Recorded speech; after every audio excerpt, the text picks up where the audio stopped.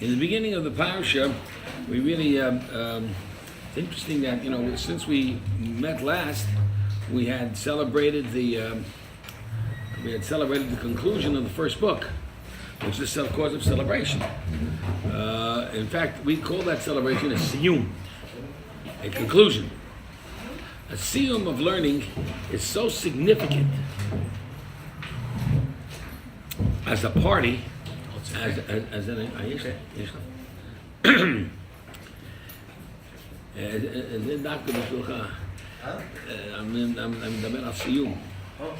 the siyum is such a hush of a party. It's so important, a celebration, the celebration of achievement in learning. I finished a certain amount of learning.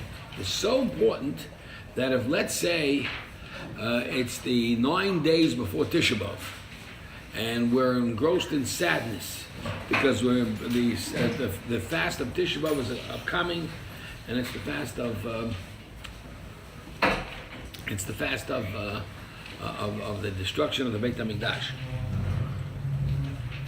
So, you're not permitted to eat meat or drink wine during that week, during those 9 days. Everybody knows that during 9 days, sooner or later, it's going to be a Shabbat, because every 7 days is Shabbat. So, on the Shabbat, that overrides the 9-day rule, right? So, therefore, 7 days is within the 9 days, the Shabbat is permissible to. There's your makom over there. Yeah, that's where you see. Your name is on it. Yeah. So within the 9 days, you are permitted to eat meat and drink wine on Shabbat. If you have a siyum in the middle of the week of the 9 days in which you are celebrating,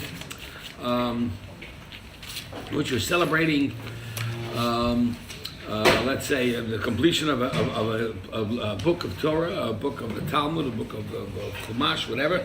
So then you are permitted also to eat meat and drink wine, and it overrides the prohibition because the celebration is so significant, so important. It's such a fantastic celebration. So therefore we completed the siyum of Bereshit. We finished the book of Bereshit. We said, Chazak, Chazak, V'nit Chazek, be strong, ever strong, and be strengthened to go on to learn more, and we're ready to do so. However, I forgot to bring an attendance sheet. So would someone... I will make one, don't worry.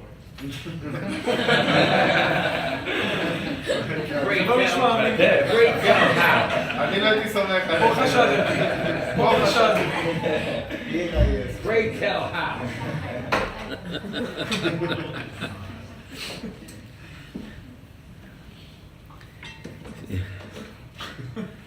I do also want to mention that during the time that we had been away, so we celebrated 3 simchas. One, of course, is the celebration of David and Raquel. So Mazel Tov and being married.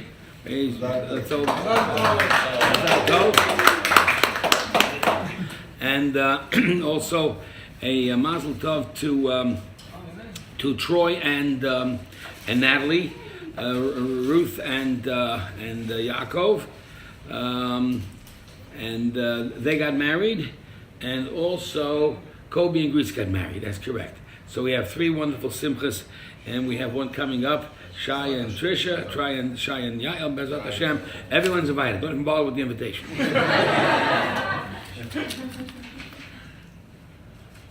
I'll pay for all the extra dinners. One other important note to be aware of.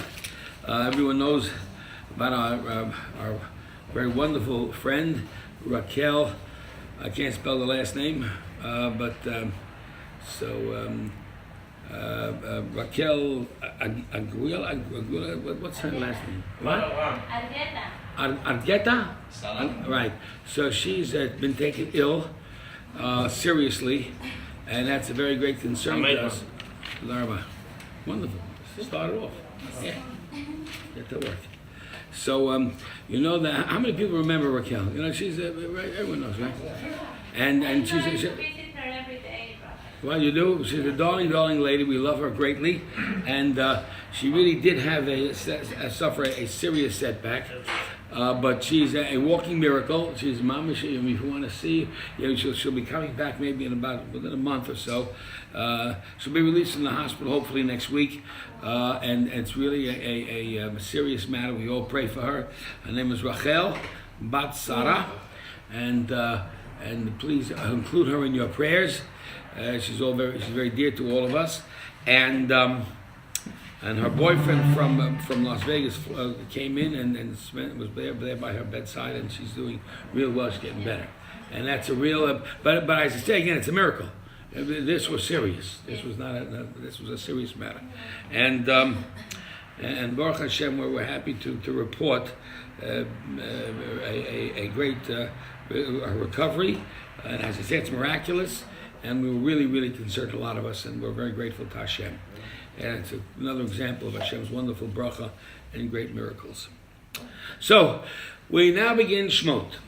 But the only problem is that we missed last Thursday because of, I was supposed to be away, and I ended up, just as a matter of fact, I didn't go because I was unable to because of my knee, but we missed Shmot. And really, if you want to talk about this week's parsha, you really have to talk at least a hakdama, a few words of last week to just get a perspective. Well, let's get this perspective. The book is named Shmot. Shmot means names. We're going to talk a significance about names in just a moment. But the principle is, and this is a good lesson to learn, that whenever you want to know the name of a parsha, the word that is chosen is usually in the first pasuk, in the first passage. And we try to find a pshat, we try to find a logical reason that it works appropriately. However, in the first book, okay, the first parsha of the book, I should say, so the name of the parsha comes from a word in the first passage, like I said, and that becomes the name of the book. So the last book was Bereshit. Bereshit was the name of the first parsha, and you found that word in the very first pasuk. In fact, it was the very first word. In Shmot, it's the second word, Ve'ela Shmot. These are the names, and that becomes the parsha Shmot and becomes the whole book of Shmot. We're going to suggest the following thought: that Shmot unfolds with the story of the Jewish people development, the formulation of the Jewish people. So let's say the following. Bereshit is Sefer HaAvot. Shmot, Sefer HaBanim. Let's say that. The Bereshit is the beginning, is the book of the fathers, our Yitzchak and Yaakov, and the book of Shmot, this one here, the second book is the story of the sons. That's us. And all of our adventures and experiences as their children, and as the becoming a formulation to a nation. When we talk about Avot and Banim, and I want to emphasize that tonight because I said that I wanted to dedicate tonight's lesson to the memory of my father, Zichrono Livracha. My father passed away on Chav Bet Tevet, the 22nd of Tevet, which was last Sunday, as a matter of fact. And we observed the yahrzeit as appropriate. Everyone knows that you observe a yahrzeit by saying the Kaddish during the davening. You try to read the service, learn Mishnayot, say Tehillim, using the letters of his name. So I chose Mem Shin Hey Moshe, which is his first name, Yosef, his second name, and I said those appropriate passages are based upon that passage that would begin with the letters of his name. So I began with the first letter was Mem, and then I find passages with Shin, passages with Hey, and so forth and so on. Another way of celebrating the yahrzeit, the anniversary of the passing, is to say the Askara, the memorial prayer, to be called up to the Torah if possible, and also to visit the graveside. That was impossible for me because I wasn't in New York. Had I been in New York, I would have been with my brother at the graveside. But it's also a very important custom, if you can, to say words of Torah in his memory, and as a shiur, so to speak. And that's what I like to do every year, and I'm going to dedicate this shiur to that concept as well. So let's start with the concept of Avot Banim, fathers and sons. How best can I say about a memorial for my father and to suggest the significance of fathers and sons and how important a role fathers play in their children's lives, and how important it is for the children to appreciate that, to recognize that, not just in this life, but in the world to come as well. That being said, the first step really is to memorialize B'Shem, with a name. Now you all know it.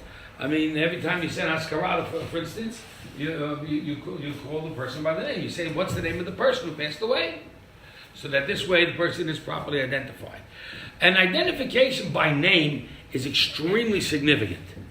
That's why I caution people very much, when you have your children, be very careful with the names you select, because that name does impact that person's life for the rest of his life. You pick up something silly and crazy because you found it was the moda, or was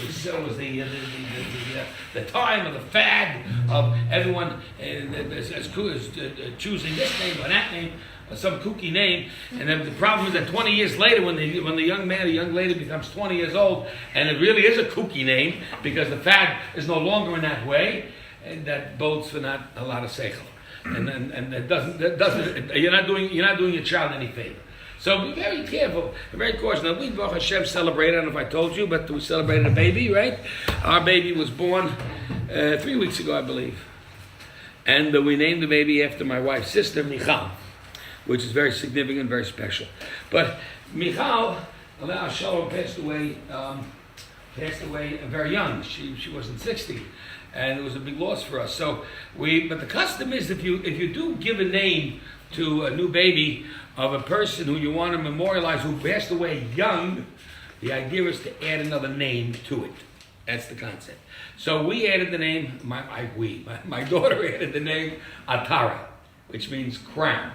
And to suggest that this was the time that she was born, was a time of crowning. Why is that so? Because we're dealing here with Malchut, with kinship. We're dealing here with Paro, who's Melech Mitzrayim, and Paro, of course, appoints his deputy, who becomes a Melech unto himself, Yosef, and eventually Moshe becomes the Melech at the time for Yisrael. So they felt it was the right thing to do, Michal Atara. I should mention, while I'm at it, that we're expecting right now as we speak. My grandson's expecting, so could be any minute. Could be now. I'll let you know as soon as the phone call comes in. Anyway, so that's some other goodies. So the name is very important, and the name serves identification. But here's the real bottom line: the Jewish people are in slavery. And I want to say one more thing about slavery before I mention about the significance of the names, is that slavery was, the Jews were in Mitzrayim 210 years. We know that. In fact, it's written in various places. Furthermore, when Hashem appeared to Avraham Avinu in a prophecy and said, "Ger yezarach be'eretz lo lahem," your children will be a stranger in the land that doesn't belong to them. So this was a kind of a backhanded promise, which Avraham understood as a prophecy from Hashem that he's going to have children, which he didn't have at the time, and he's going to have a big nation, in fact, which gave him delight. But at the same time, that his children are going to go through a lot of suffering. That, of course, wasn't a pleasant part of the prophecy. And they'll be a stranger in the land that doesn't belong to them for 400 years, Abba Meod Shana. So, Chazal want to teach that Hashem Chishav et HaKetz. He calculated Cheshbon, the Ketz, when the end would come, when Mashiach would come and the Jews would leave. Now, of course, you know that we talked about this with the last week's parsha in Bereshit about Yaakov Avinu. He was about ready to say when Mashiach is going to come, the Galut, when Moshe Rabbeinu will come and take the Jews out of Mitzrayim, and he wasn't able to do that. Hashem didn't want him at the time to do it. But here, Hashem knows when he wants to take the Jews out. And the Ketz is the end of it, when it's going to end. But the Gematria, again, we play with the numbers, of the word Ketz is how much? Kuf Tzadi. You want to try this one? 190. 190, okay. I'll do business. I'll do business with you. Now I'll do business with you. I see you're an honest man. 190. 400 minus 190 is 210.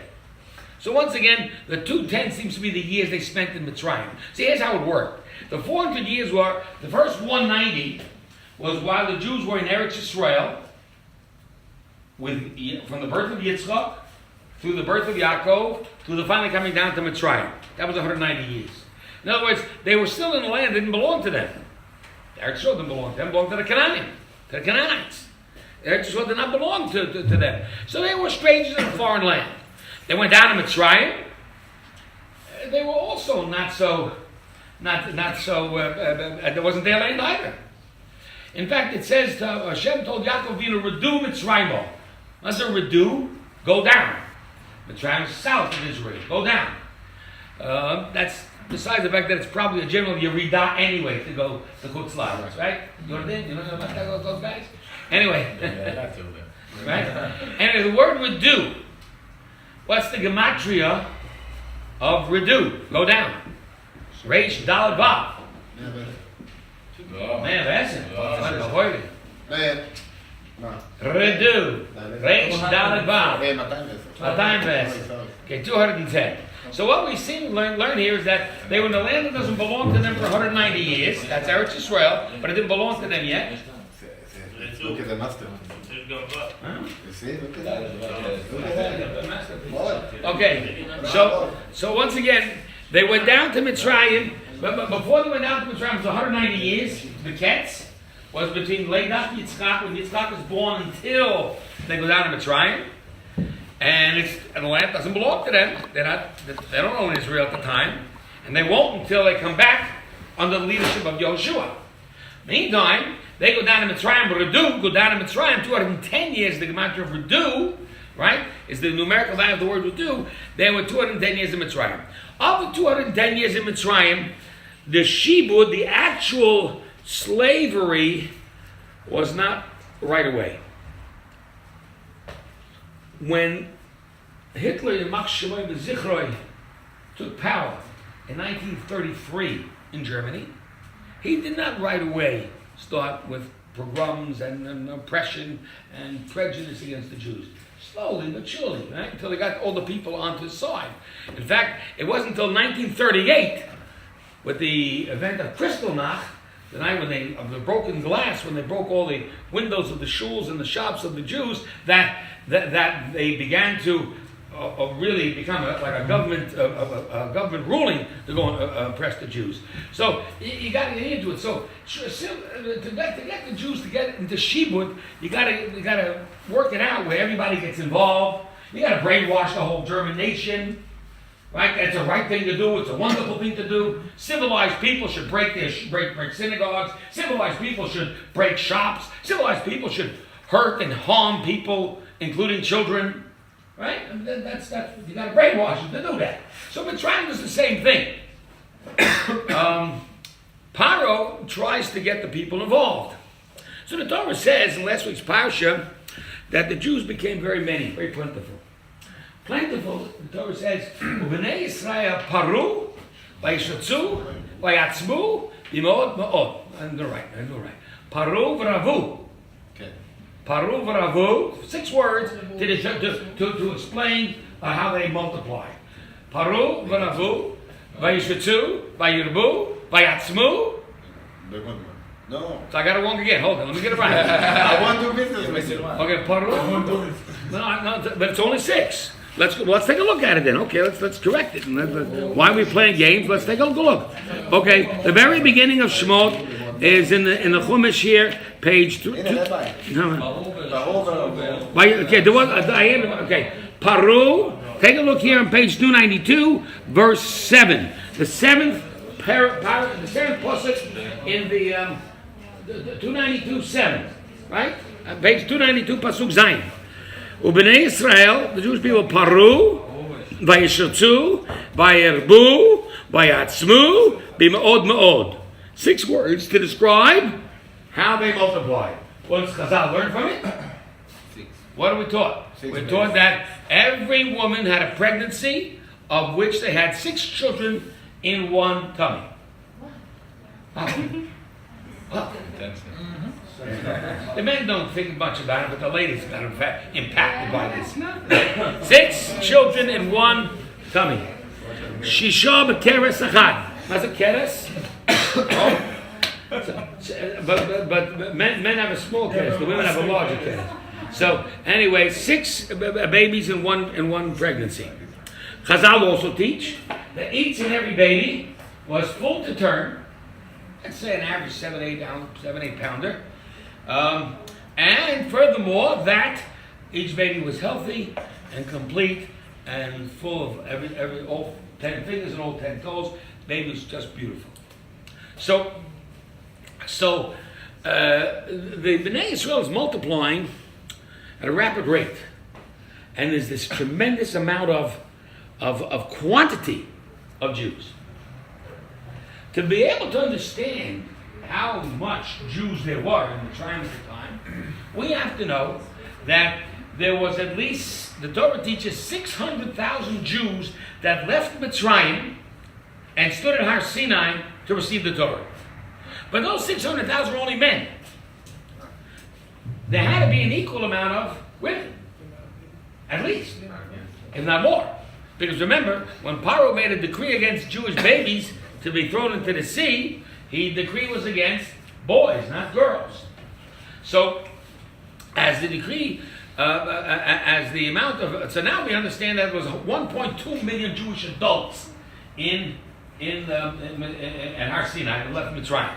If each couple, 600,000 couples, had 6 children minimum each, minimum 6. I mean, one pregnancy, we had 2 or 3, who knows? But if we just say a minimum, 6 times 600,000 is 3.6 million.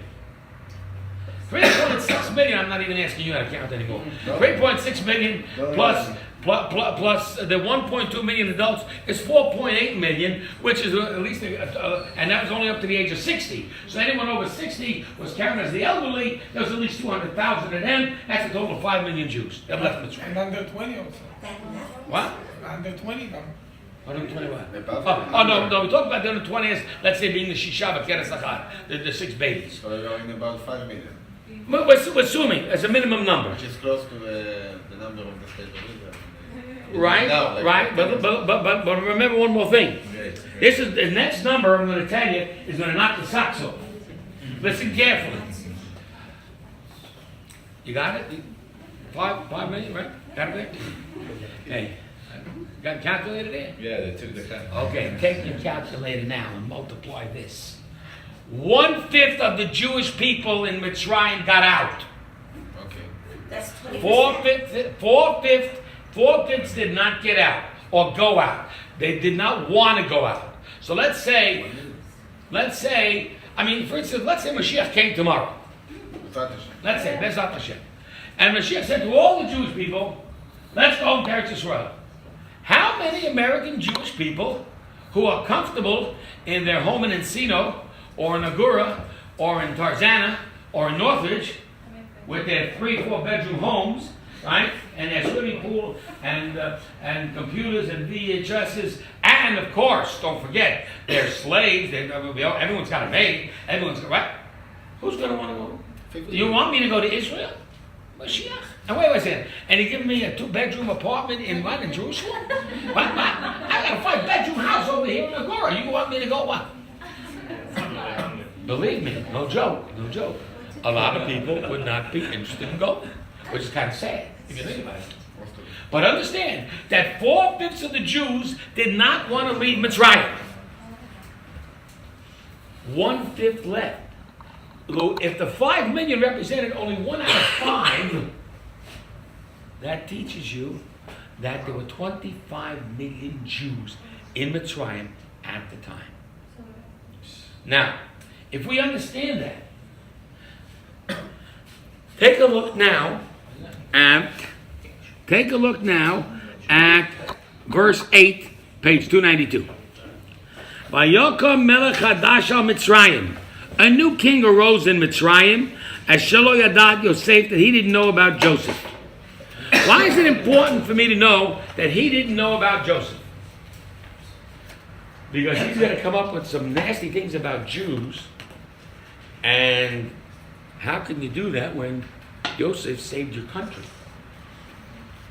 How many Germans do you think turned on their Jewish neighbors once being brainwashed and did so in a way in which, let's say, my neighbor, I'm a German, let's say, Shabbat Shalom, heaven forbid, and my neighbor is a Jewish doctor who treated my kids. And all of a sudden I'm brainwashed to say, you are my enemy, I hate you, and we're going to put you in concentration camps after you took care of my kids. Do you see the incongruity of it? So basically, this is what we're learning about the Jewish people in Mitzrayim is no different than how the Nazis rose to power and did what they did and got away with it. Now, Paro is a new Paro. And he doesn't remember Yosef. No, we know. Remember at the beginning. Look, take a look at the top at verse 6. What does it say? Vayamat Yosef v'chol achav v'chol adorahu. Anyone see it? Yosef and all the generation died. Everybody. So now Joseph has died. So let's say Joseph was 30 years old when he arrived, when he started to lead Mitzrayim out of its famine by interpreting Paro's dream. Remember all that? Okay.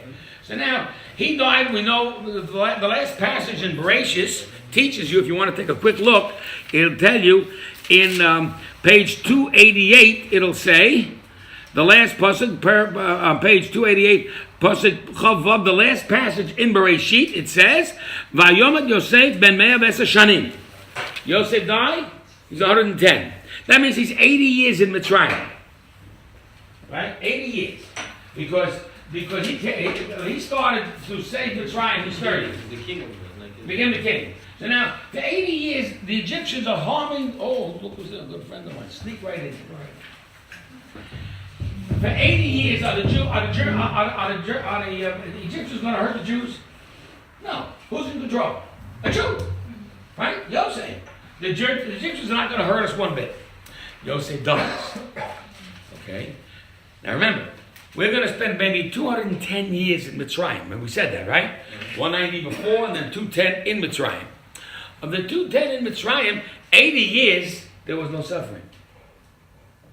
So let's say anti-Semitism, hatred, slavery, all began slowly but surely, and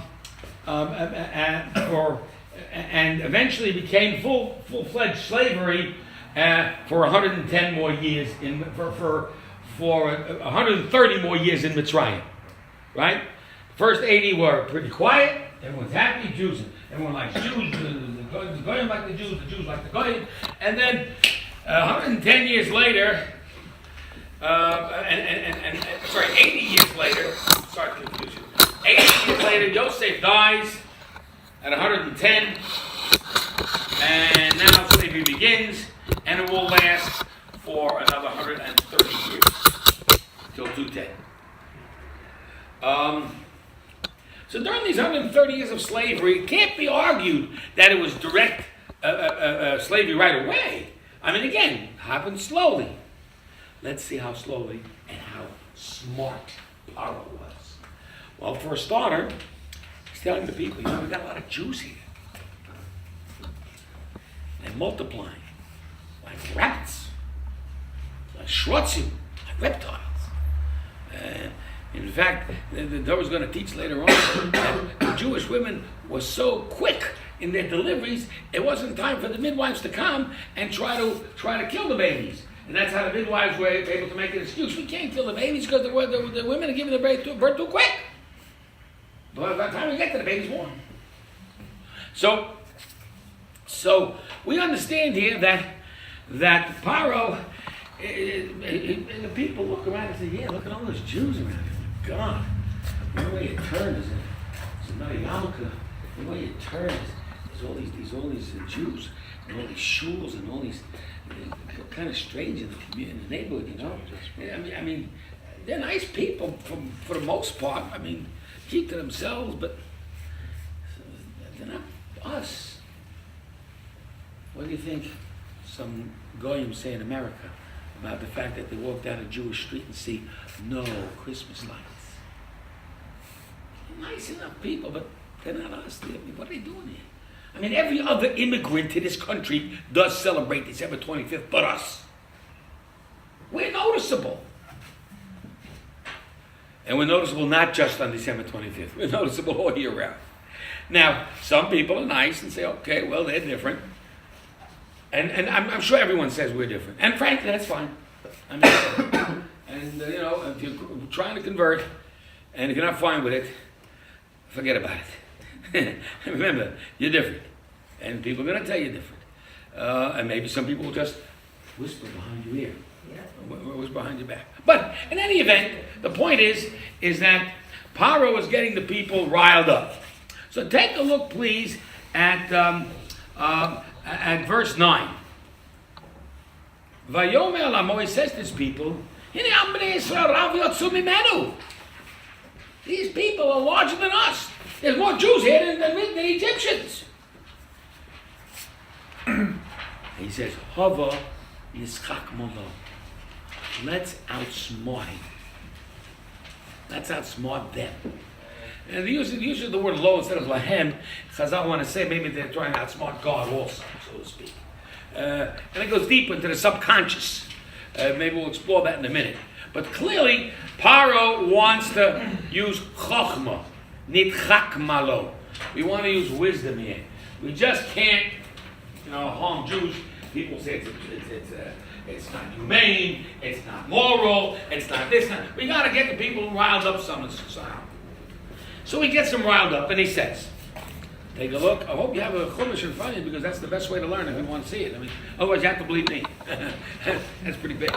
Anyway, so verse 9 says, how about it chakmano? Let's learn how to outsmart these Jews, because maybe they'll become so numerous that a war will start, and they'll join our enemies, and fight against us, and they'll kick us out of the land. These Jews are dangerous. And everyone gets riled up into the whole thing. Now, in the subconscious, Paro's rounding up the people to be inhumane. No different than the Nazis. We'll get you to justify a behavior that's inhumane. So in justifying that, we're saying, they're dangerous. These people, who knows what they'll do? They'll take over the country. How many goyim in America think that we control the country? How many goyim in America say, oh, those Jews, they got all the money. Oh, those Jews, they got, right? I wish I knew what some of the money was. I mean, all those Jews, they're so rich. All right? Oh, and they own all the banks. Oh, Rabbi, they're talking about the Asians. They own half of Wilshire Boulevard. Oh, the Asians. Yeah, they sure okay. do. People talk about people. They come in. Okay. They got it all up. Anyway, so he's riling them up, and it says the following. It says, he didn't know Joseph. How could he go to a man and say to him, look, we got to go against these Jews. These Jews are dangerous. What do you mean dangerous, says the guy. They're wonderful people. In fact, one of them, Joseph, saved the whole country. How can you say that about Jews? He's got a big problem. So what does he answer? I shall hear that, you say. I don't remember Joseph. I don't know Joseph. Now think about it. How many people know that when the American Revolution came in the late 1700s, right? And George Washington fought for the American Revolution. There was a great friend, a great warrior or general that came from France to help the Jews, to help Americans. Who was that guy? Anybody remember? No. You remember?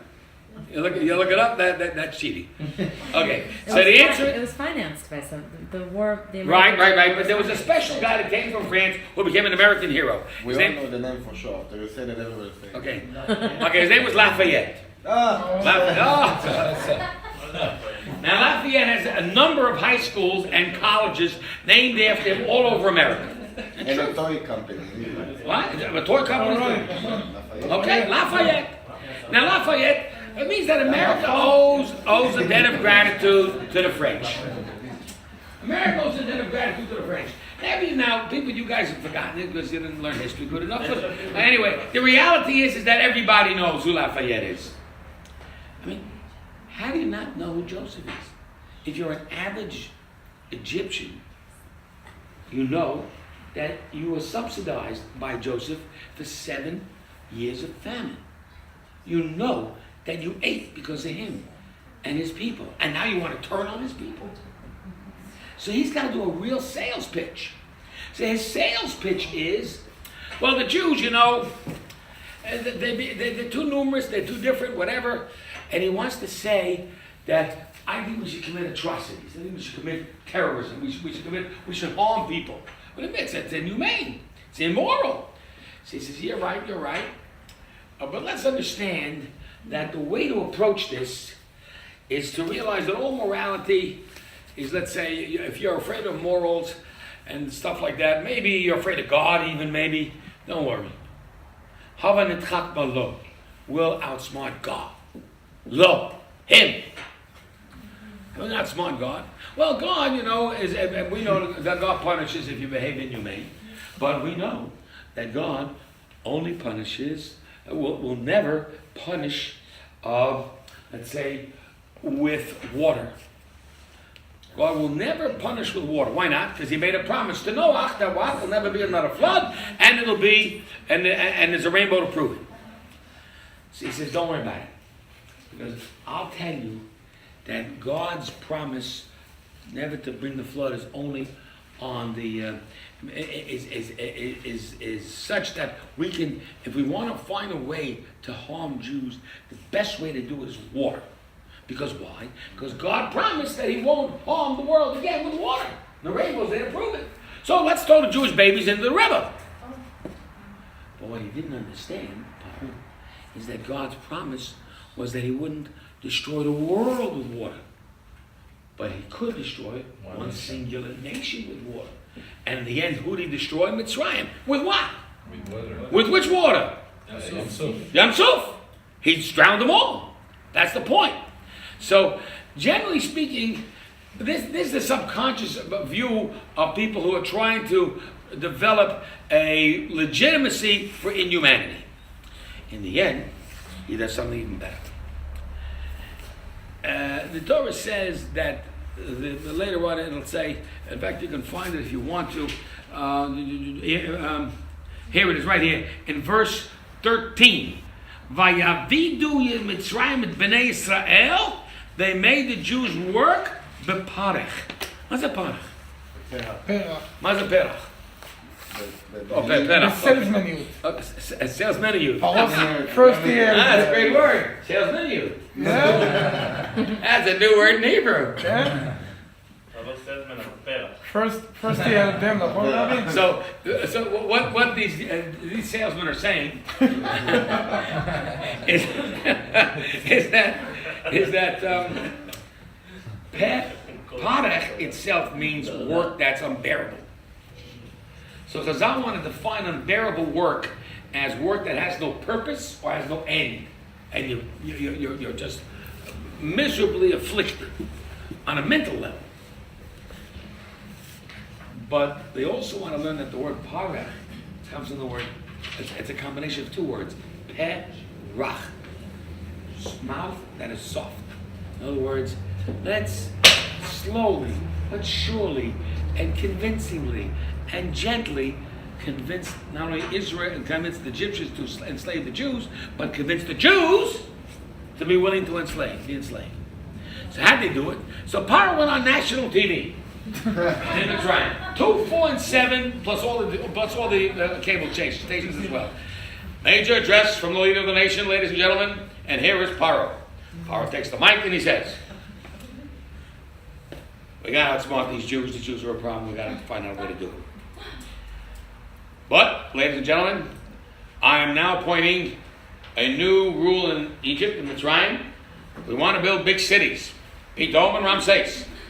And in this, we want everybody to be a good patriot. What's a patriot? Tzionist. Right. I want everyone to be a good, loyal citizen and to join in our historic Egyptian effort to build ourselves up in big cities of Pithom and Ramses. And so therefore, I am calling on all citizens, Jewish and non-Jewish, Egyptian and whatever nationality you may be, to join in the great national effort of building Mitzrayim. And of course, Jews, tragically, are the best citizens of any country. We are. We don't look for handouts. We don't look for welfare. We don't come in illegally. We try to do our best to be a good citizen. We pay. We don't deal with drugs. We're basically good people. So basically, when you have, We pay taxes. we don't. We pay taxes. That's right. We pay taxes. Right. And we're not looking for free handouts. So, not to to say anything about any other nationality, but anyway, the point is that Jews showed up in great numbers, large amount of Jews, and Egyptians too. Okay, the next morning everyone shows up. What can we do? Paro, our fearless leader. And so, of course, he tells them, we want to start this job and that job. You do this, you do that. And I need masters, controllers, who will run the show, run the project. Project manager. Project manager. Right. No, there's a salesman, and then there's a Menayala project. Right? This is a project. This is a project, which in reality is really a project. But all right, I was ready to have their project. Anyway, so everyone's all together and joining in this great project, and you be a leader, you be a leader, you be a leader, you be a leader. And slowly but surely, all the people that were appointed as leaders were Egyptians. And all the people that were appointed as workers were Jewish. And the Jews willingly accepted it as an opportunity to be loyal to the country in which they live. Now remember, this 80 years since Joseph has died. Or 80 years since they're in Mitzrayim, I should say.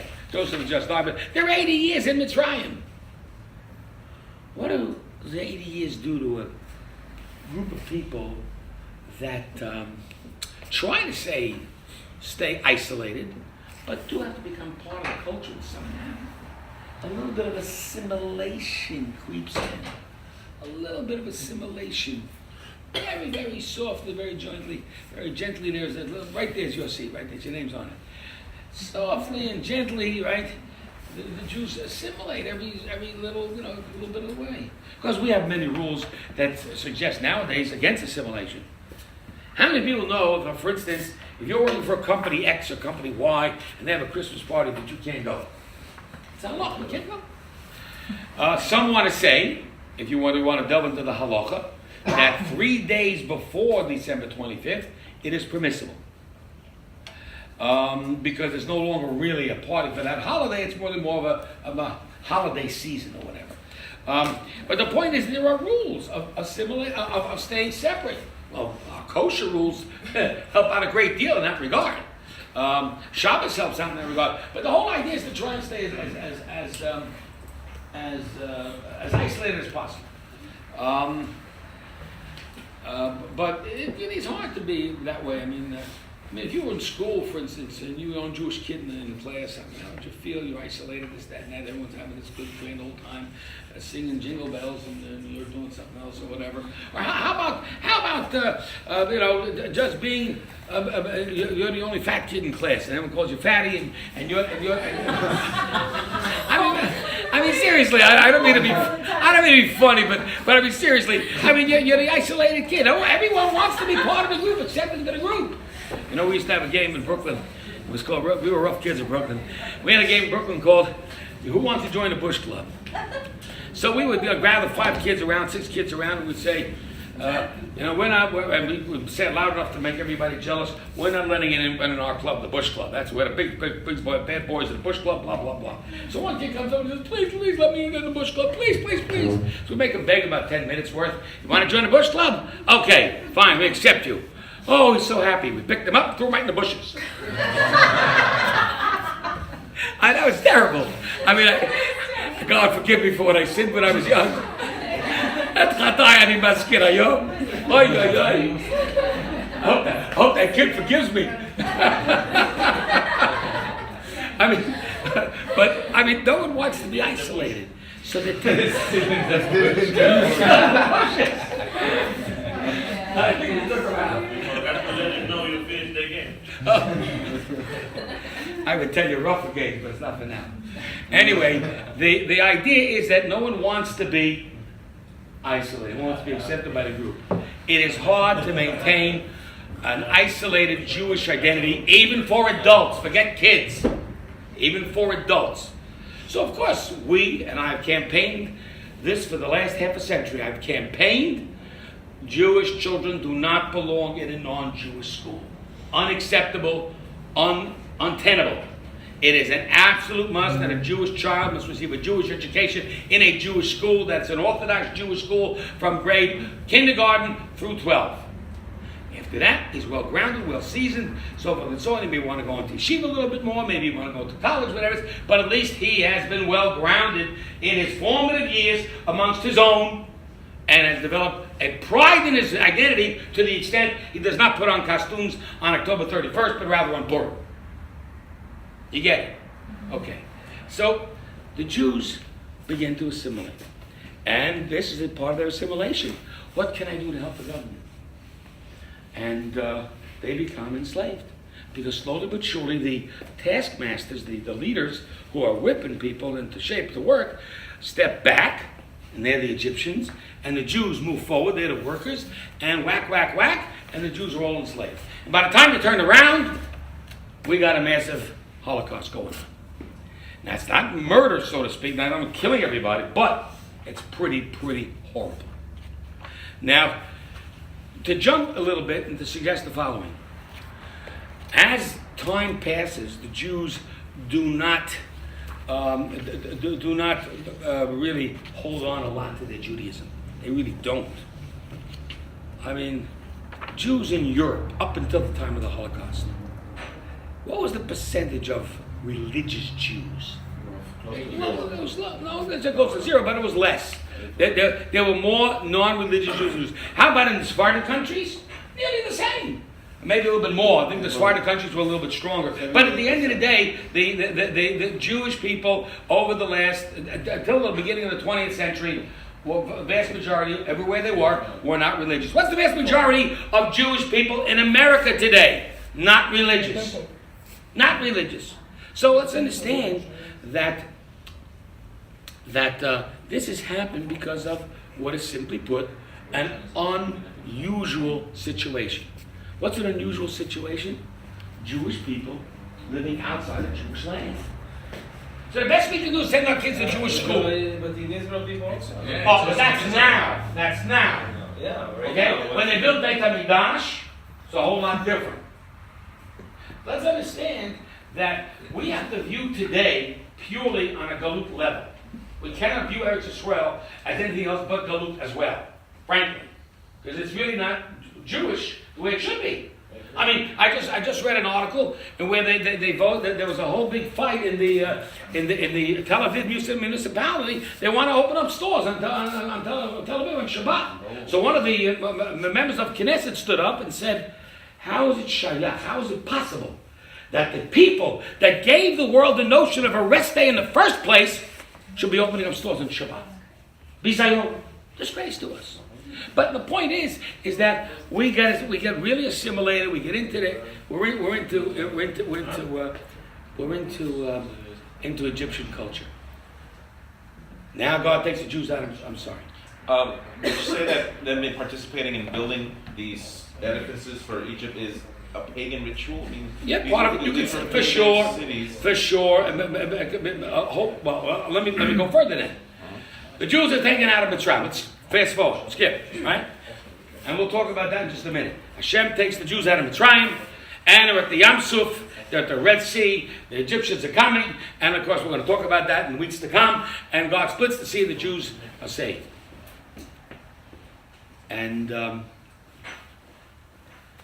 as the Egyptians are being punished or drowning, or every one of those 10 plagues they're suffering from, the Egyptians look up to God, and as every pagan will ultimately anyway, and say, why are you punishing us? Because we worship idols? Like, let's say, the Nile River, or let's say the Lamb, which the Egyptians worship. Well, the Jews aren't doing the same thing. They're not much better. And so now the question arises. Listen very carefully. Why did God save the Jews? So you'll say because they're the children of Abraham, Yitzchak, and Yaakov, and he promised it to them. Good answer. But it's deeper. Because you can't live your whole life on the merit of somebody else.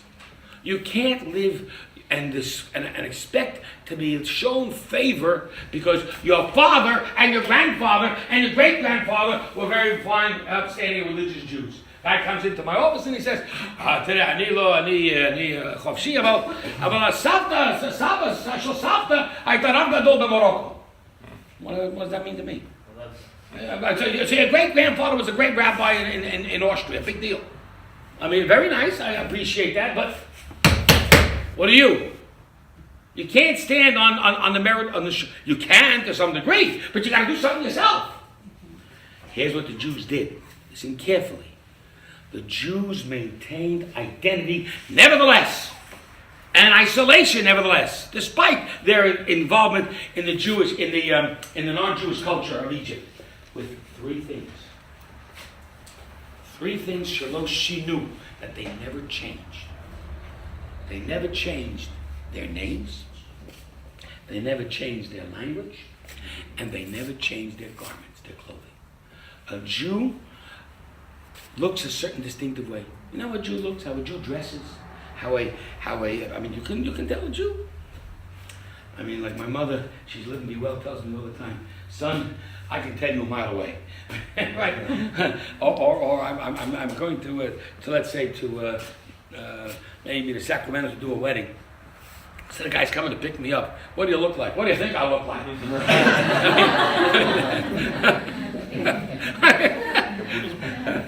White shirt, tie, black suit, hat, beard, glasses. I mean, come on, man.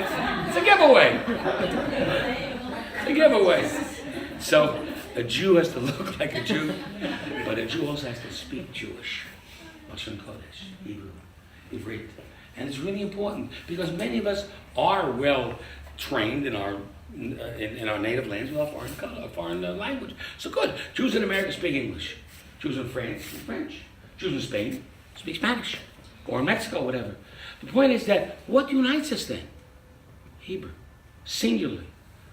And that's how important it is to learn Hebrew, to read Hebrew, to understand, to build your language, to build your milon, your vocabulary. And I once told someone, I said, I challenged that person, I want you to learn 10 new Hebrew words a week. And I'll test you on them. And it's important. Because that's who we are. Okay, we do speak English. But we can't neglect Hebrew. We've got to become literate. We've got to become, be able to read and be able to translate minimally. We have to. That's our identity. Secondly, our names. I was talking about names earlier. Names are so important. And sometimes we come up with the weirdest names. What about biblical names? What about historical names? What about names that represent such major significance in Jewish history? Great people, great men, great women. And the third thing, of course, language, names and garments. Shalosh shinu, they didn't change. And Jews were able to be identified nevertheless. And zchut, in the merit of those three things, the Jews were saved. So now I come back to names and say, how important is names? Significant. And who do you have to thank for your name? your mother and your father. That they thought and had foresight that the name should carry with you throughout your life. If your name is Avraham, then you have Avraham's qualities. If your name is Yitzchak, and Yitzchak's qualities. If it's Rivka, and it's Rachel, and it's Sarah, and it's Leah, whatever it may be, there you have their qualities. Your name is Shmuel. Shmuel Levi. Can you beat that? Can you beat that? No. Man, it says Moshe Rabbeinu Shmuel b'kodesh Shmo. That Shmuel was equal to the two of them. That Shmuel Navi is equal to Moshe and Aaron b'yachad. Imagine. That's the beauty and idea of how important it is. Now, if you're converting, you can choose your own name. Be wise. Yeah, Allah, what a choice. What an opportunity. What an opportunity, right? Anyway, point is that this is how redemption develops. But I want to add one more point about slavery and redemption. The whole first chapter, Perek Aleph, of Shemot, this week's parsha, talks about the horrors and the terror of slavery. All of a sudden, Perek Bet begins with the birth of Moshe Rabbeinu. Now the suffering continues, but the seeds of the redemption are sown. That means even if the redemption isn't revealed just yet, but the process of redemption is already going on invisibly. You don't see it. You hear that? So can we believe today that as a people who have suffered the 6 million in Europe and have suffered the horrors of terrorism in Israel and prejudice all over the world, and thankfulness, it hasn't been so bad in America, it's been pretty, thank God, okay, but nevertheless there's always worries, right? Do you think that Mashiach is on his way? Absolutely. Do you think that we don't see him just yet, but the footsteps are there? Absolutely. Do you think, for instance, that the process of Mashiach is in process as we speak? Certainly. No doubt about it. It's called the Golda. It's the beginning of the redemption. Chevle Mashiach. The birth pangs of Mashiach is here. So therefore, the moment we spend, the Torah spends all of one chapter on 130 years of slavery. One chapter. And boom, Perek Bet, second chapter, let's go to redemption. Here comes Moshe Rabbeinu.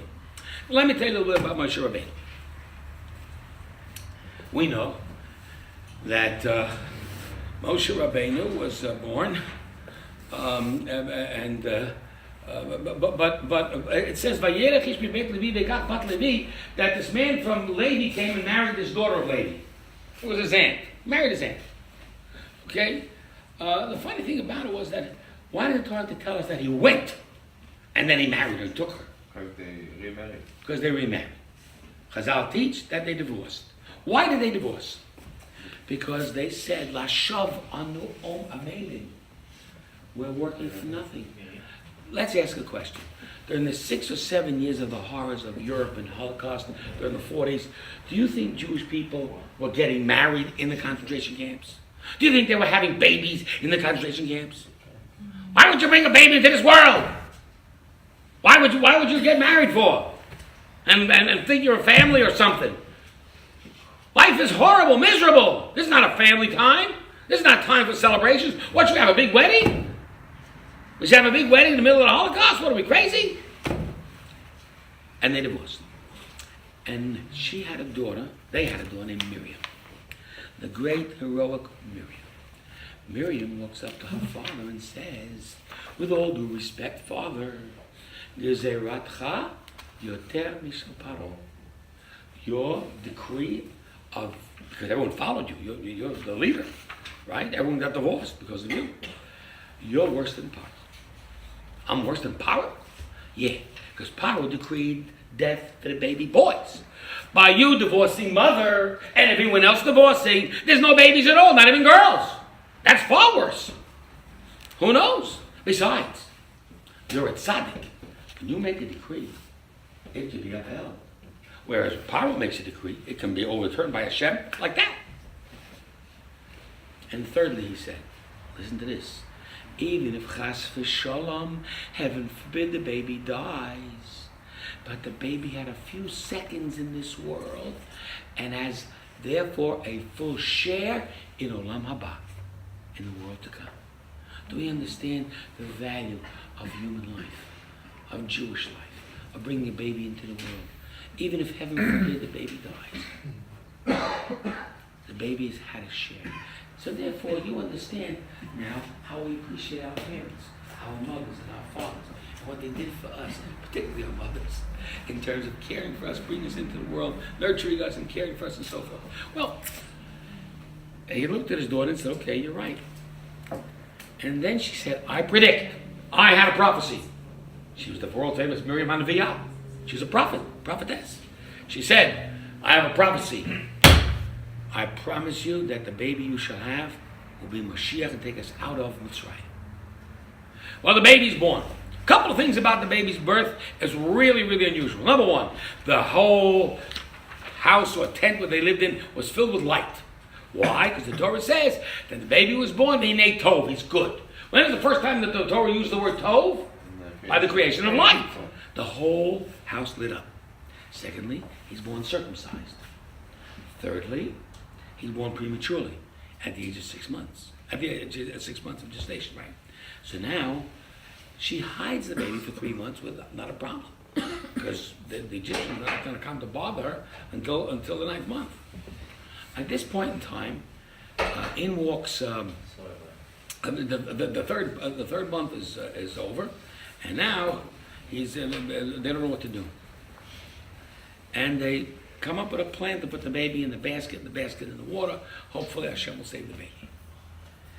And here's the two great heroines. One is Miriam, because her father said to her, "The baby's gone down a river, and so is your prophecy." She stood there and did nothing but will the baby to safety. Now understand the power of someone's will. Someone's begging, someone's pleading. My loved one is God forbid dying and is on a deathbed, and I pray to Hashem and I will to Hashem that he or she should live. And it can be done. Will, it has power. You see? Prayer has power.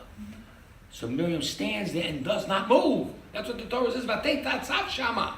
She stood there. Her standing there. Willed the baby to safety. You see that? That's all she had to do. And she was better than a God. Meantime, who sees the baby? The daughter of Paro. Daughter of Paro is at the river. What is she doing at the river? So the rabbi says she was going to convert. She decided that her father's a Russia, an evil man, and that she wants to become Jewish, and she's going into the river to immerse, to Tevet. And as she sees the baby, of course, she immediately sends forth for the baby, the basket, brings the baby over, and realizes right off the bat that the baby is Jewish. Oh my God. My father just made a decree to throw the Jewish babies into the river. I'm going against my father. And that's how she got a new name named. What's her new name? What's Bat Paro's new name? Batya. Imagine, ladies, thinking of the name Batya. Saved Moshe Rabbeinu. Pulled him out of the river. Okay, so Moshe is a baby. So the baby, obviously, she says, is not such a problem to save him because he wasn't born today. And today was the day in which Paro's magicians came to him and said, today will be born a boy that will take the Jews out of Mitzrayim. But I can't tell, says the magicians, whether the boy is Jewish or Egyptian. Which, of course, is the limitation of the amount of prophecy that Hashem will give to the Goyim. Just that limited amount. And why were they confused? Because he was brought up an Egyptian when he was really a Jew. So that's why they were confused. So Paro gives a decree and says, all the babies of today shall be thrown into the river, even Egyptian. She picks up the baby and says, he wasn't born today. This baby's 3 months old. No problem. So she searches for a nurse, a mother to nurse the baby, and she finds no Egyptian woman satisfactory. Why not? The Gemara wants to say that Moshe Rabbeinu is a mouth that will soon talk to the divine presence and talk to Hashem around Sinai. He will not suck from the breast of a foreign or Goyish woman. So she says, I'll bring you a Jewish woman. Okay, who she brings? She brings the mother. And the mother nurses her own baby. You want Chalav Israel. He wants Chalav Israel. That's right. That's right. Good quote. That was a good one. That was a good one. Next time you drink chalavaki, you think about that.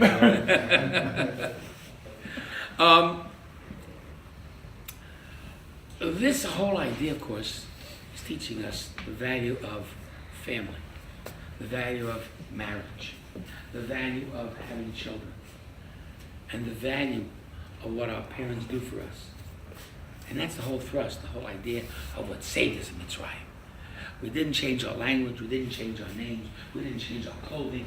We brought our children up with this, and they had it throughout the generations. And so, 130 years later, when the Jews are ready to leave Mitzrayim, they may have adopted a lot of the garbage of Mitzrayim, and maybe that's why they had to go through the sea. Think about this. Why did God save the Jews by splitting the sea? Maybe because when you go into the sea, even if it's not water, but if you're in the sea, where the sea is really, it's like going into the mikveh. And you're purifying yourself from all the garbage that you had, that you adopted from Mitzrayim. You know? And then of course, you're able to emerge forth with a new approach on life. You can't make a new approach to changing and developing until you leave the past behind. You got to get it behind you. You got to go into the mikveh and get the garbage off you. Understand? And that's the real challenge. But at the end, we see that the Jews did merit Yetzias Mitzrayim, and they did so because of the fact that they were truly maintaining their level of humanity, and they truly were getting married in Mitzrayim. And let me tell you, there is eyewitness proof of situations that occurred during the war years in Europe where Jewish people did marry. Jewish men and women did marry, and they did have babies. And it was a real rough time and a challenge to your faith and a challenge to your hope and beliefs. Who knew how long this war would rage? Who knew how long would it take to redeem us out of this misery and out of this horror that we were going through? And the fact of the matter is that the zchus, the merit that we had to get this over with as quickly as possible, was the merit that we didn't give up on ourselves. We didn't give up on our Hebrew, on our language, on our Judaism. We didn't give up on our people. We didn't give up on ourselves. We didn't give up on Hashem. And that's really what sustained us through the war years and sustained us through Mitzrayim. Now, we come to the fact that in chapter 2, Moshe Rabbeinu is being born, and we come to chapter 3, where Moshe Rabbeinu has this confrontation at the burning bush. How do you understand? Everybody knows the story. We met it, right? Saw the bush, it wasn't burning. It was burning, didn't burn down. Everybody knows that story, right? How do you understand what took place? Give me an example. Give me an expression of what Moshe Rabbeinu went through, experienced at the burning bush. Inspiration? Inspiration. Oh, inspiration. No. I'm asking you, what do you mean when you went through? Tell me what it was like. Come on, guess. What it was like. Shock. What else? What it was like. Imagine, you're standing and you're seeing this bush. And now, okay, listen, there are a lot of phenomena in the world. But Moshe Rabbeinu is drawn to the phenomena. So he's drawn to the phenomena, that's part of it. But what happens during the time he's there? What happens? What's he going through? Fear? What else? He said, awe. Awe? What else? Come on, tell me. Yeah. Well, he's told to take his shoes off, so he's seeing that it's a holy place. Holy. Right. It's interesting. I want to tell you about the shoes off, by the way. Fear and confusion too. Fear and confusion. Yeah, no doubt. Confusion is a big part of it. So we're going to call this self-discovery. Self-discovery. Who am I? What's am I all about? What's life all about? Have you ever reached a time in your life where you said to yourself, the fun and games is over. I've had enough time in the Mardonim and the nightclub.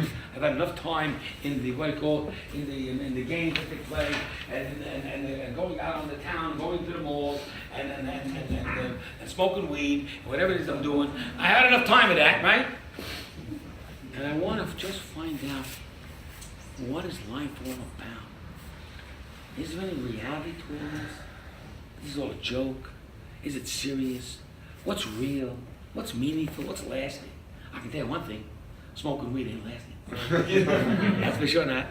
Not that I ever tried it, but I can I tell you. wanted to ask you how do you know? I never tried it. I've tried other stuff, but not that one. not that stuff.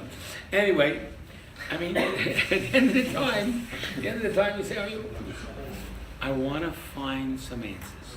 So now Moshe is a man built into his life of confusion. He's built as a man who what? Who lives the life of luxury. And for some odd reason, he sees slaves being oppressed, and it bothers him. Vayigdal Moshe vayetzi el achav. Moshe grows up and goes out to his brothers. The key word is vayigdal. What's vayigdal mean? That can be like a moment. Upright. Moment show. So I tell everybody the story. I was 18 years old. I was a happy-go-lucky guy, you know. And my Rebbe took me aside and he said, he grabbed me like this. He said, "Are you a man or a mouse?" So I said, "Squeak, squeak." And he said, I didn't say that. I didn't dare say that. No, sir, I didn't dare say that. But the Rebbe was trying to tell me, "Speak, grow up, become real. Get into the world and see what the real pleasures are all about." And that's really what changed my life. I read with Noah Weinberg of blessed memory. So, what took place was that Moshe Rabbeinu is in confusion. He grows up in the life of luxury, but he does feel a passion and he feels an emotional tug about these Jews being enslaved. Finally, one day he can't control himself, goes out there and he kills a guy.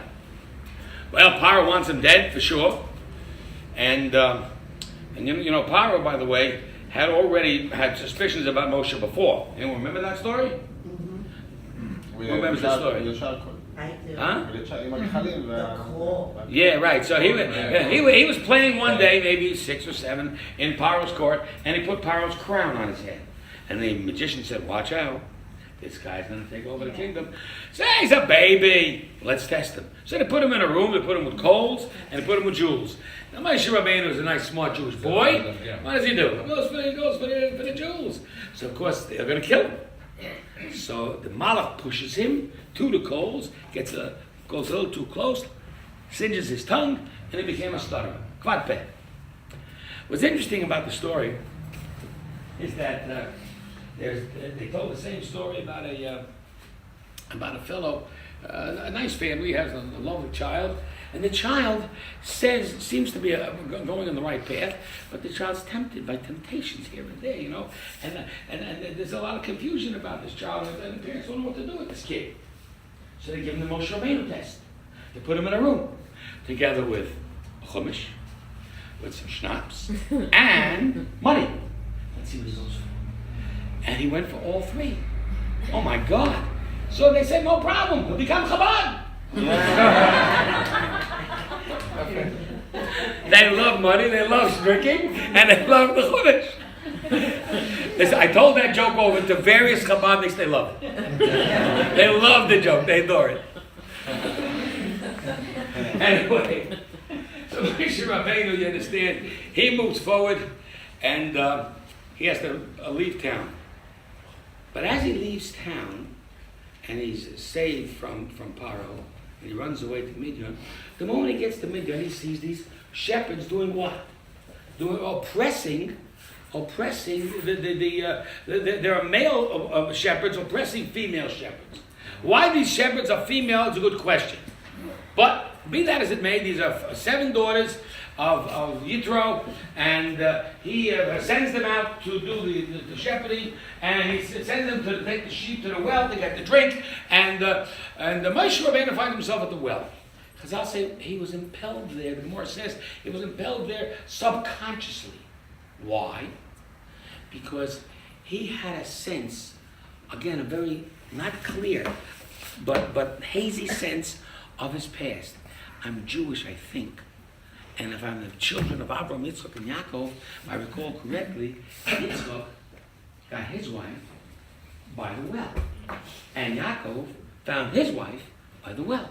So he goes to the well. Maybe I'll find a wife, I'll find some truth, I'll find some reality, I'll find something, you know. Anyway, Anyway, he goes there and he sees these female shepherds being oppressed and pushed aside. Get out of the way, said these ruffians. And all of a sudden, the hero and the champion stands up and he says, try that, guys. And boom, he hits them all and beats them up, whatever he does with them, and gets rid of them. And the girls, of course, are free to take them. The Chazal the Gemara wants to learn that they were oppressed for another reason too. Because Yitro was in the process of his own conversion.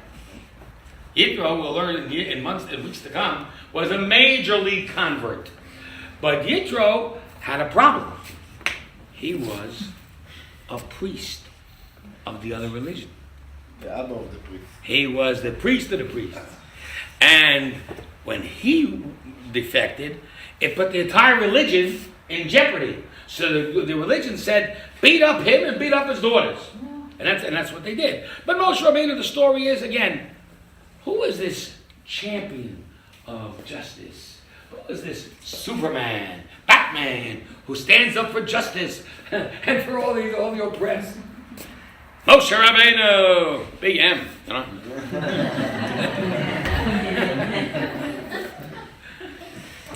So, if you'll forgive me for a second, I will digress and I will tell you that my father's name, blessed memory, was Moshe.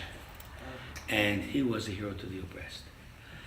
He was a very strong man, a soldier in the army, and certainly strong with his children, I can tell you that. But he decided one night to go out to the theater with a couple, and he went to the theater, and my father was a manufacturer of ladies' coats and suits in New York, and in Manhattan. And he was quite successful, extraordinarily successful. And and the name of the play was Death of a Salesman. That was the name of the play. But doesn't sound very appealing. Well, it was the idea was that he was looking for a new career in the play. In the play. In the play. And my father that night changed his career. Because the people he was going out with had told him that they had a child who was retarded or of special needs, now we would say, and handicapped, and or disabled, and the child was denied an opportunity to have a bar mitzvah.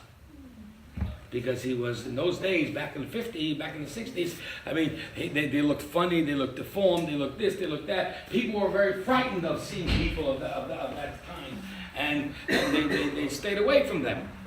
And a lot of them were, in fact, institutionalized into an institution. Parents were ashamed of them, put them away. My father was very, very upset by it, and he taught the child bar mitzvah, went to a particular shul, I think it was the shul we went to, and forced them to give him the bar mitzvah. And he went on, teaching a whole bunch of kids, until one day he sought guidance from the great Rebbe of Chabad, the Lubavitcher Rebbe. And the Rebbe suggested my father open up a new school for the handicapped. And he really was the hero to the downtrodden. And remember this, it wasn't our issue. We didn't have anybody, thank God, in our family that was like that. But he felt the need to help people. And of course, he came home to my mother, and my mother said, "Are you crazy? How are we going to make a living? This is crazy. We gotta. And he said, the Rebbe gave us a bracha, and we're going to do good for these Jewish kids. And he opened up a school, which was called the Brooklyn Hebrew School for Special Children. Today, after his passing, it's now known as the Block Institute. And you can look it up online, and you'll see it, and see him as the founder of the school. He built it into an amazing, amazing thing. But it was more than that. It was a vision of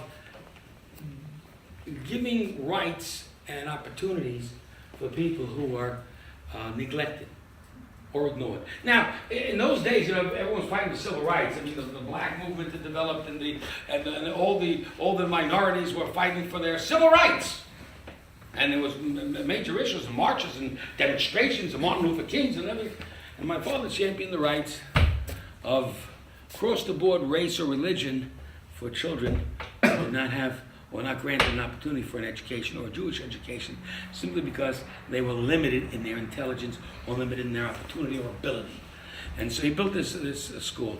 But what he did was he really gave vision to the United States in terms of we are neglecting this segment of our population. These are a group of people that have been denied equal rights. And today, if you go into a parking lot, for instance, and you see the handicap spot, I thank my father for that.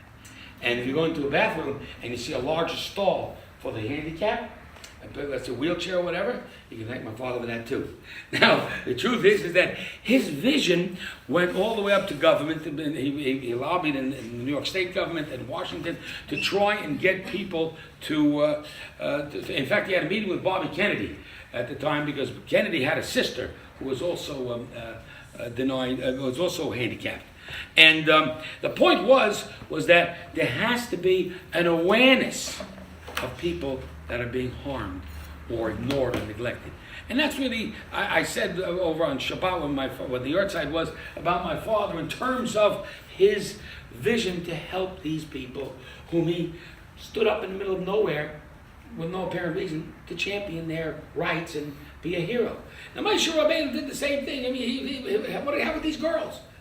I got to fight everybody's battles. Every time you see someone being oppressed, you got to fight. But Moshe Rabbeinu had that tendency inside him.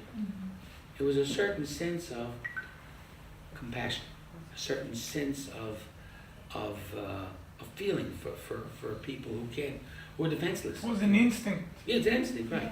And that's why he got Moshe Rabbeinu. He went out to his brothers. So Moshe Rabbeinu, while he was shepherding the flock, one little sheep ran away. So he runs after the sheep, and he catches the little sheep, puts him on his shoulders, carries him back. Says the Gemara, HaKadosh Baruch Hu Hashem said, if you are that careful and that concerned with a little sheep, right, and you're a good shepherd for the flock, you will shepherd my flock, and you'll be the one that will take the Jews out of Mitzrayim. Now the last message of the day. It's getting late. The last message of the day. Okay. Not bad. Yeah, oh yeah. Last message of the day. Last message of the day. What is self-discovery? What is it all about? How do you become the person you are? So you do see phenomena. We do all see phenomena one day or another in times of our lives. Maybe small phenomena, large phenomena. Something happens and you move. And you say there's a bigger story here. What's going on? What's Moshe Rabbeinu see? He sees a bush that doesn't burn down. Burning, and it's still there.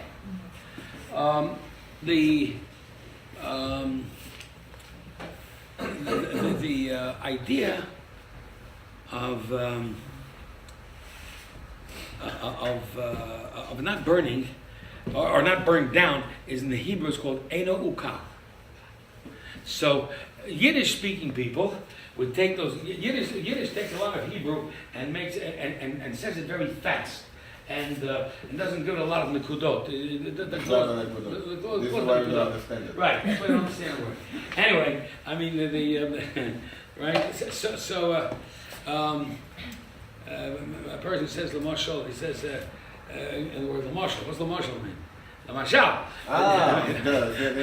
Right. Anyway, so the Yiddishists want to say that Eino Ukal, said quickly, is Einikel.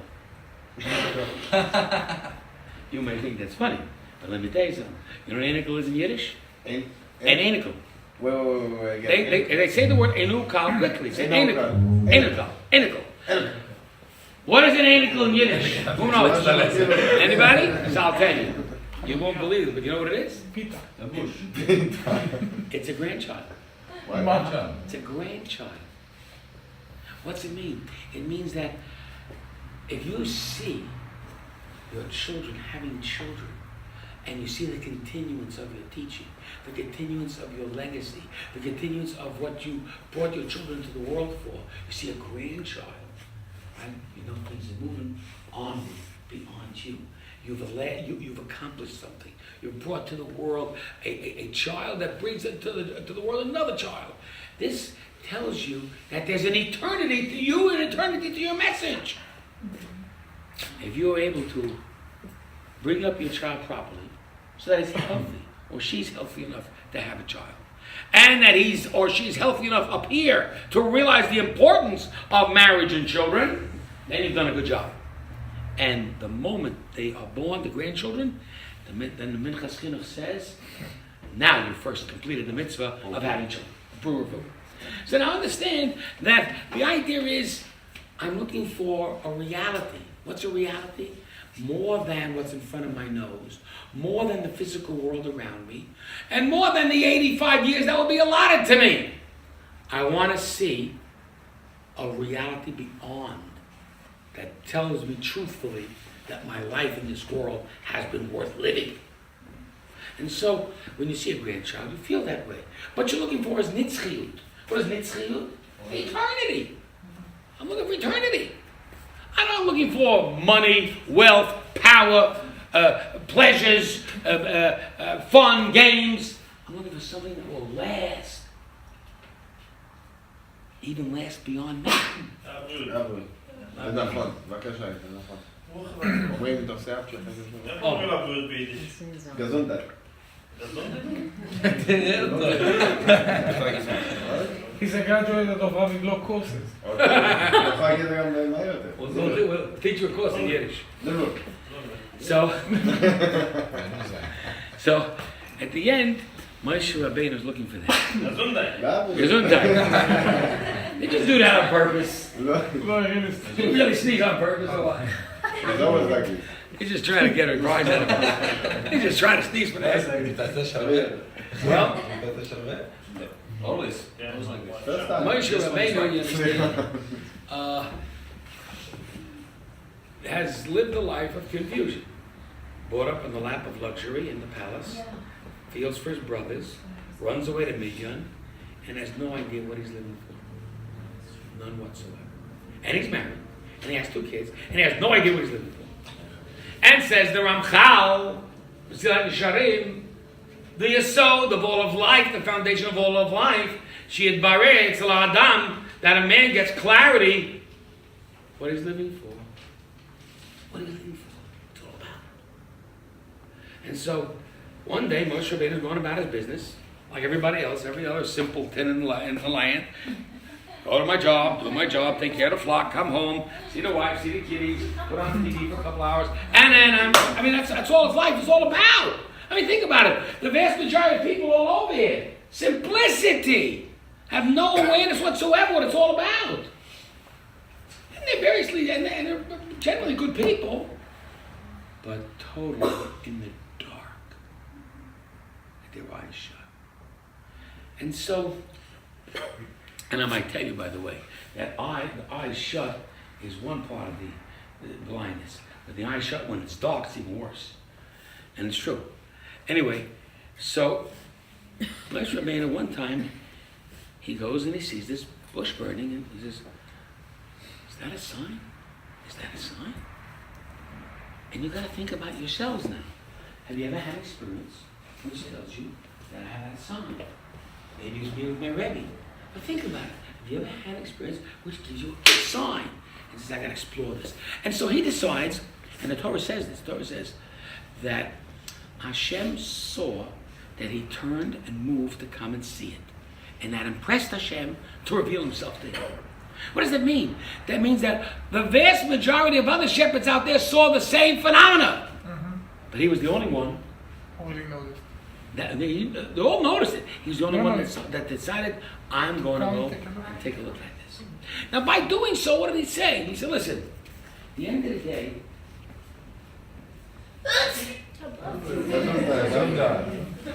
are we having a competition or what are we doing? What are we doing there?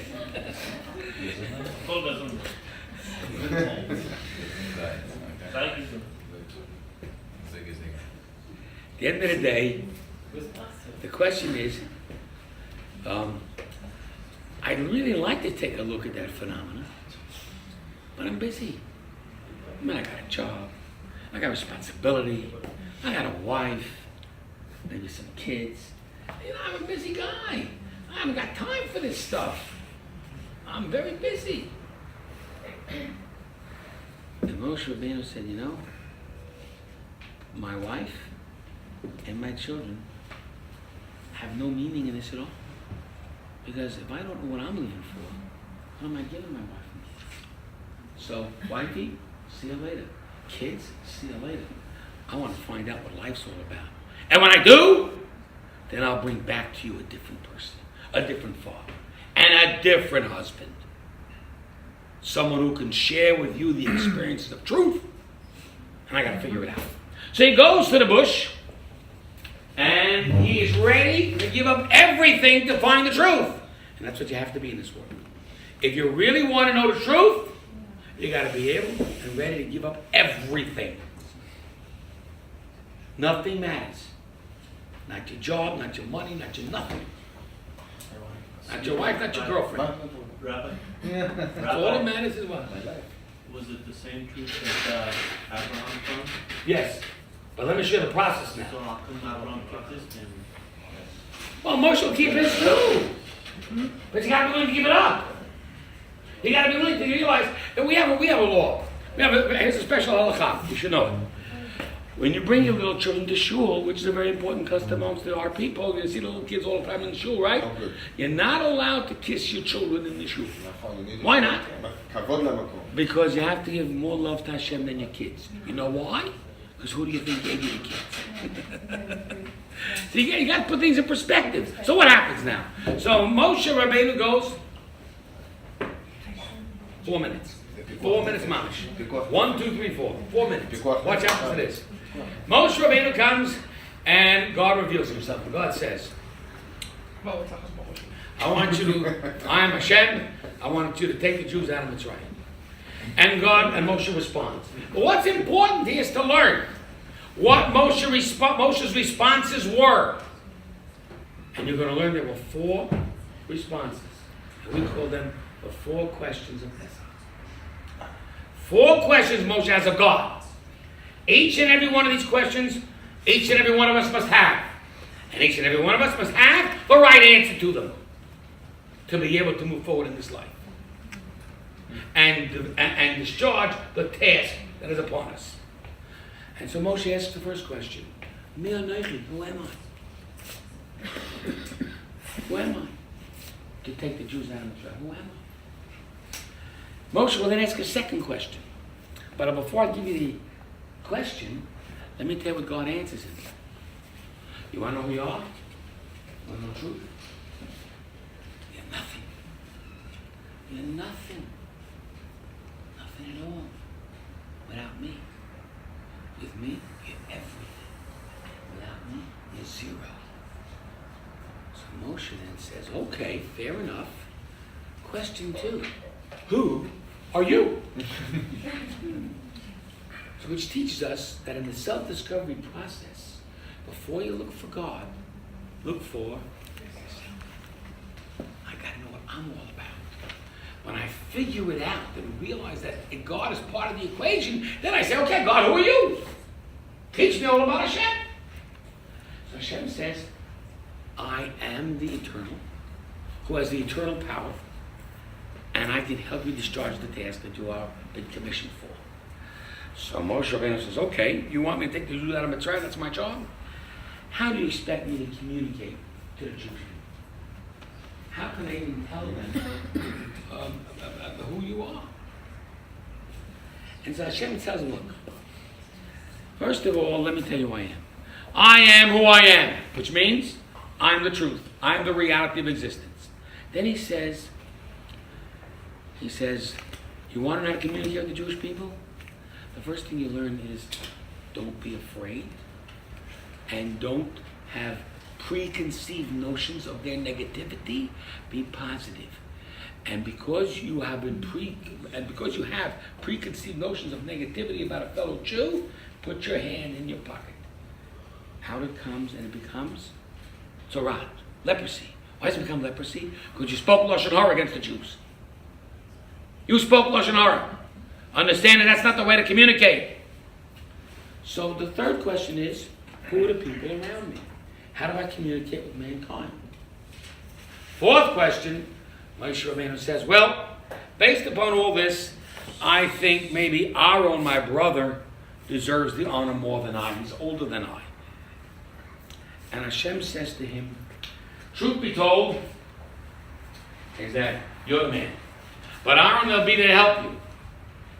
And therefore you have to understand that this fourth question of if you're the right one goes back to the first question of who am I? And you must realize that who you are is what God designated you for. You have been designated to take the Jews out of Mitzrayim. So question one, who am I? You're nothing. Question two, how do I become something with you? Who are you? Who am I? I am the eternal power. I am the eternal power that makes everything happen, including you. Number three, how do I communicate this to other people? For a starter, don't be negative. Don't say Lashon Hara. Well then, given all this information, question number four, I still think I'm the wrong man for the job. And God says, you're wrong. Because you think you're the wrong man, that's why you're the right man. And those are the four questions. Now, I could attach them to the four questions of Pesach, but I'm running out of time. But I will tell you this. If you know the four questions of Pesach, how do you know the four questions of Pesach? Did you ever say when you were a kid? Okay, tell me them. Oh, I forgot. Okay. The four questions of Pesach. Matzah, moror, why are we eating? Why is all the night different from all other nights? And then I get matzah and there's moror and it's dipping and it's leaning. There's a fifth question. You know what the fifth question is? It's all about the Korban Pesach. Why are we eating roasted tonight? The answer is because of Pesach, but the bottom line is that it's not used today because we don't have Beit HaMikdash. Because the fifth question that Moshe Rabbeinu asked was illegitimate. There is a right to ask, and a right to pursue, and a right to get information, and a right to know, and a right to understand. But don't push it. And there's a fifth question that was out of line. What was Moshe Rabbeinu's fifth question that God got angry at? And it says so exactly in the pasuk at the beginning of Perek A and chapter 5. It says, Vayichaf Hashem b'Moshe. God gets angry at Moshe Rabbeinu. You pushed it too far. What was the fifth question? The fifth question was, or the fifth response was, you know what, Hashem?